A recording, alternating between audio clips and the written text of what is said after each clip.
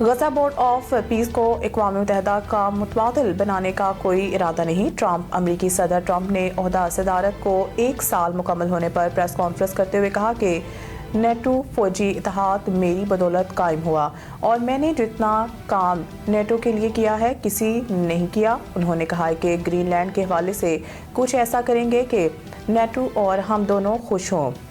صدر ٹرمپ کا کہنا تھا کہ برطانیہ اور فرانس کے رہنماؤں کے ساتھ تعلقات اچھے ہیں اور قیادت کے حوالے سے ہم آہنگی بھی ہے۔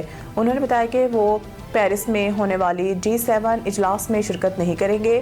انہوں نے واضح کیا کہ وینزویلا کے سابق صدر نکولس مادورو سے جیل میں ملاقات کرنے کی کوئی دلچسپی نہیں ہے، جبکہ امریکہ وینزویلا سے 50 ملین بیرل تیل حاصل کر چکا ہے۔